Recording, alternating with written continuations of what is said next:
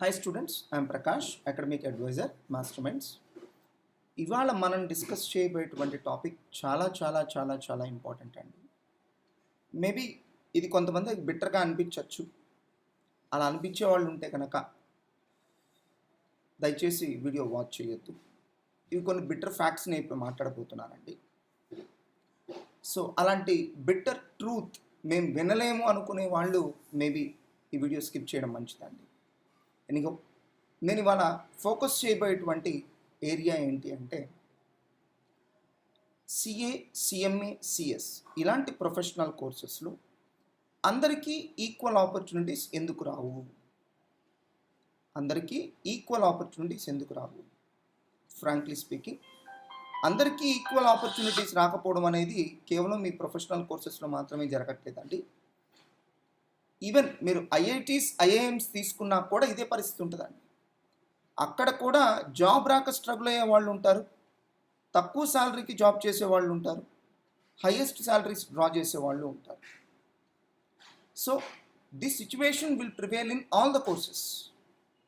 Irrespective of the course you can find it situation in every course అండి. Everywhere the same situation prevails.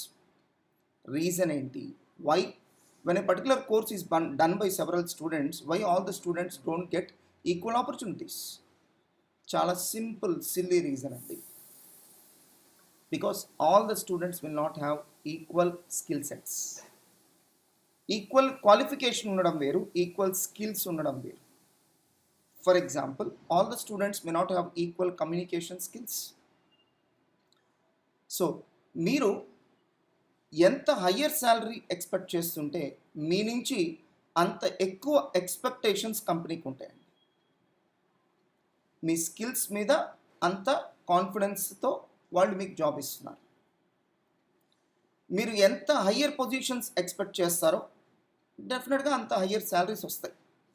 ఎంత higher salaries మీరు expect చేస్తారో అంత high level of skills మీ నుంచి expect చేస్తారు. For example, మీరు ఒక కంప్యూటర్ పర్చేస్ చేయాలి. సో ఓన్గా పర్చేస్ చేయగలిగే స్టేజ్లో ఉన్నారా? మళ్ళీ ఇంకెవరైనా హెల్ప్ తీసుకుంటున్నారా? అంటే మీకే ఆ బేసిక్ నాలెడ్జ్ ఉందా లేదా? మరి ఒక చార్టర్డ్ అకౌంటెన్సీ లాంటి కోర్స్ చదువుతూ, లేదా సిఎస్ కానీ సిఎంఏ లాంటి కోర్స్ చదువుతూ దానికి సంబంధించిన బేసిక్ నాలెడ్జ్ డెవలప్ చేసుకోకపోతే ఎలా అండి? వరల్డ్ ఎకానమీ గురించి మీకేం తెలుసు? వరల్డ్ ఎకానమీలో ఎలాంటి చేంజెస్ రాబోతున్నాయో మీకేం తెలుసు? సో ఎకానమీలో జరిగేటువంటి చేంజెస్ యొక్క ఇంపాక్ట్ మన బిజినెస్ మీద ఉంటుందండి.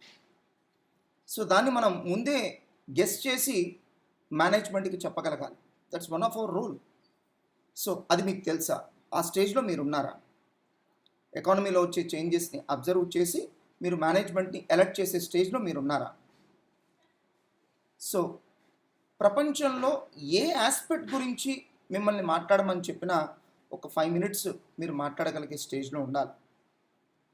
సో ఆ రేంజ్ ఆఫ్ నాలెడ్జ్ మీ నుంచి ఎక్స్పెక్ట్ చేస్తారు.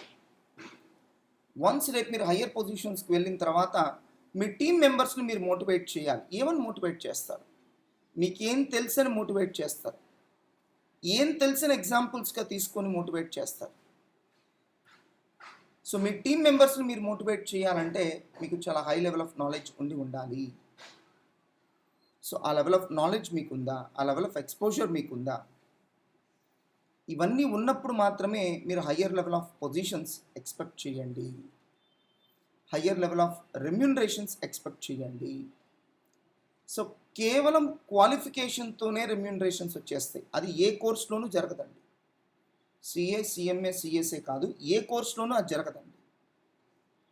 సో మీకు ఎలాంటి జాబ్స్ వస్తాయి, ఎంత శాలరీస్ మీరు డ్రా చేస్తారనేది పూర్తిగా మీ జనరల్ నాలెడ్జ్, మీ స్కిల్స్, వీటి మీద మాత్రమే ఆధారపడి ఉంటుంది.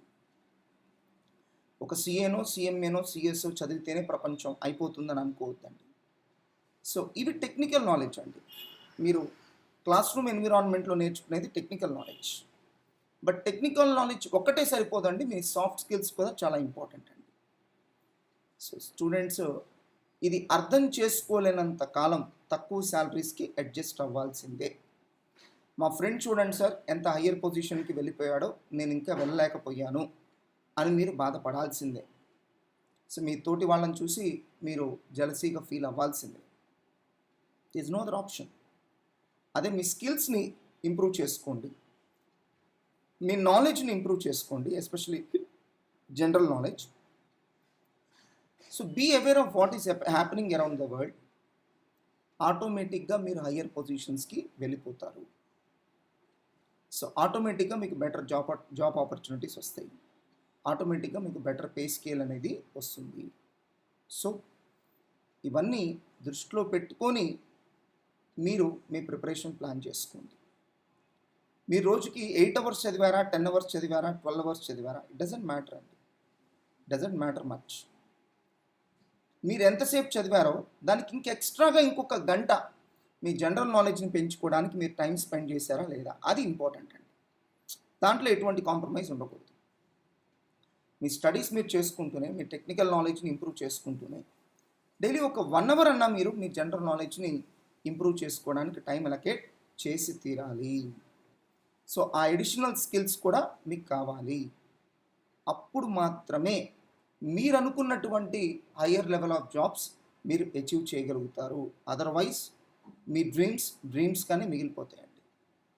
సో అందుకే నేను చెప్పాను, ఇవి కొంచెం బిట్టర్ ఫ్యాక్ట్స్ అండి. ఇవి అందరూ యాక్సెప్ట్ చేయలేరు. అలా యాక్సెప్ట్ చేయగలిగిన వాళ్ళు మాత్రమే ఈ వీడియో చూడండి అని ముందే చెప్పడం జరిగిందండి. సో అందరికీ ఈక్వల్ క్వాలిఫికేషన్ ఉన్నంత మాత్రాన ఈక్వల్ ఆపర్చునిటీస్ అయితే రావండి. ఆపర్చునిటీస్ అనేది ఇలాంటి ఫ్యాక్టర్స్ అన్నిటి మీద ఆధారపడి ఉంటాయి. అండ్ రిమెంబర్, మీకున్న టెక్నికల్ నాలెడ్జ్లో వన్స్ మీరు జాబ్కి వెళ్తే మీరు ఉపయోగించేది లెస్ దాన్ 5% అండి. సో జాబ్లో ప్రతిరోజు మీరు ఉపయోగించేది ఏంటంటే మీ స్కిల్స్ అండి, మీ స్కిల్స్. కాబట్టి మీ టెక్నికల్ నాలెడ్జ్ కంటే కూడా ఎంప్లాయర్కి ఏది ఇంపార్టెంట్ అంటే మీ స్కిల్స్ ఇంపార్టెంట్ అండి. మీరు డైలీ చేసే వర్క్లో 95% మీ స్కిల్స్ అండి ఉపయోగించేది, 5% మీ టెక్నికల్ నాలెడ్జ్ అండి. సో టెక్నికల్ నాలెడ్జ్ పెద్ద ఇంపార్టెంట్ కాదండి, జస్ట్ క్వాలిఫికేషన్ కోసం మాత్రమే పనికొస్తుంది. What is required for qualification is not sufficient to get a good job అండి. క్వాలిఫై అవ్వడానికి టెక్నికల్ నాలెడ్జ్ కావాలి, బట్ జాబ్లోకి మంచి జాబ్ రావడానికి టెక్నికల్ నాలెడ్జ్ ఒకటే సరిపోదండి. Technical knowledge is only 5% important. 95% important ఏంటి అంటే మీ స్కిల్స్. కాబట్టి టెక్నికల్ నాలెడ్జ్కి మీరు ప్రతిరోజు ఎంత ఇంపార్టెన్స్ ఇస్తున్నారో మీ సాఫ్ట్ స్కిల్స్ని ఇంప్రూవ్ చేసుకోవడానికి కూడా ఈక్వల్గా అంతే ఇంపార్టెన్స్ ఇవ్వండి. అప్పుడు మాత్రమే మీరు ఫ్యూచర్లో సర్వైవ్ అవ్వగలుగుతారు. అదర్వైజ్ చిన్న చిన్న జాబ్స్ చేసుకుంటూ లైఫ్ అడ్జస్ట్ చేసుకోవాల్సిందే. ఇది ఒక ఫేజ్ అయితే, ఇంకొక ఫేజ్, ఇంకొక other side of the coin మనం ఏం చూస్తున్నాము అంటే నాన్ సీరియస్ స్టూడెంట్స్ అండి. Those who don't take their preparation seriously, don't take their studies seriously. So అది ఇంకో పెద్ద సమస్య అండి. అంటే వాడికి ఆ టెక్నికల్ స్కిల్స్ ఉండట్లేదు, సాఫ్ట్ స్కిల్స్ కూడా ఉండట్లేదు. అలాంటి వాళ్ళు సర్వైవ్ అవ్వడం ఇంపాసిబుల్ అండి. సో టెక్నికల్ నాలెడ్జ్ ఉంటేనే సర్వైవ్ అవ్వడం కష్టం అవుతుంది, ఇంకా సాఫ్ట్ స్కిల్స్ కూడా అడుగుతున్నారు. అలాంటిది ఆ టెక్నికల్ నాలెడ్జ్ కూడా లేకపోతే ఎలా సర్వైవ్ అవ్వగలుగుతారండి? కాబట్టి రెండిటికి కూడా మీరు ఈక్వల్ ఇంపార్టెన్స్ ఇవ్వాలి. మీ స్టడీస్ని మీరు సీరియస్గా తీసుకోవాలి, మీ క్వాలిఫికేషన్ని మీరు సీరియస్గా తీసుకోవాలి. సో అన్నిటినీ కూడా మీరు బ్యాలెన్స్ చేసుకోవాలి. అలాంటి వాళ్ళు మాత్రమే ఇప్పుడున్నటువంటి టఫెస్ట్ కాంపిటీషన్లో, అన్ని చోట్ల కాంపిటీషన్ ఉందండి, ప్రతి ఫీల్డ్లోనూ ఇవాళ టఫెస్ట్ కాంపిటీషన్ ఉంది. ఇంత టఫెస్ట్ కాంపిటీషన్లో అలాంటి వాళ్ళు మాత్రమే సర్వైవ్ అవుతారు. As for as opportunities is concern, గడిచిన 5 ఏళ్ళు కనుక మనం అబ్జర్వ్ చేస్తే చార్టర్డ్ అకౌంటెంట్స్కి ఆపర్చునిటీస్ పెరిగినాయి, కంపెనీ సెక్రటరీస్కి ఆపర్చునిటీస్ పెరిగినాయి, కాస్ట్ అకౌంటెంట్స్కి ఆపర్చునిటీస్ పెరిగినాయి, అందరికీ పెరిగినాయి అండి. సో హ్యూజ్ ఆపర్చునిటీస్ ఉన్నాయి. బట్ ప్రాబ్లం ఏంటంటే ఆ స్థాయిలో స్టూడెంట్స్ స్టూడియస్గా లేరు.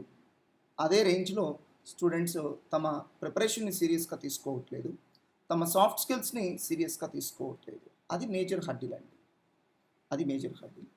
సో ద ఆపర్చునిటీస్ ఆర్ రెడీగా లేనిది ఎవరంటే students. They are not taking the thing seriously.